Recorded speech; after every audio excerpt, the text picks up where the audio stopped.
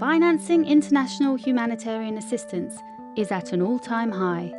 According to data shared in the 2016 Global Humanitarian Assistance Report, in 2015, $28 billion was spent, an increase of $10 billion since 2012. In the last year alone, funding from government donors has increased by 11% and from private donors by 13%. However, there is a growing gap between available aid and need. In 2015, contributions to UN coordinated appeals reached just 55%, resulting in a 45% shortfall, the largest ever recorded.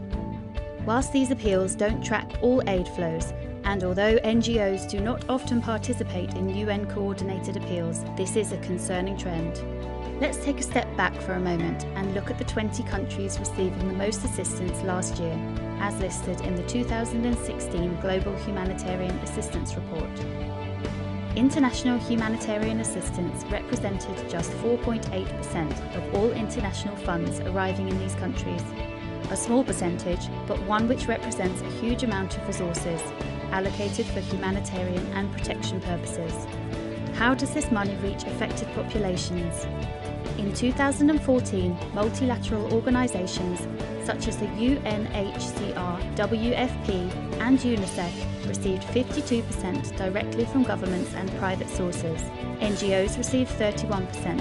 Let's call this group first-tier recipients. Often these first-tier funding recipients will partner with other organisations to deliver humanitarian aid. Let's call this group of implementing partners second-tier recipients. As NGOs, we operate as both first and second-tier recipients, accessing funds from government donors, private donors, UN organisations and pooled funding sources. However, we face challenges accessing these funds. Some direct funding sources are limited to UN agencies only. Also, donor administrative requirements can be exhaustive. Time is also needed to build trust, limiting the ability of local and national NGOs to access funding.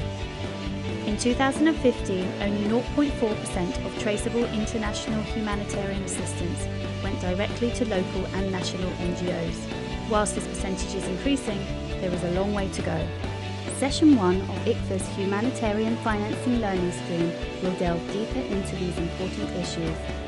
To participate in our first webinar in partnership with PHAP and to learn more, visit ICFA's website now.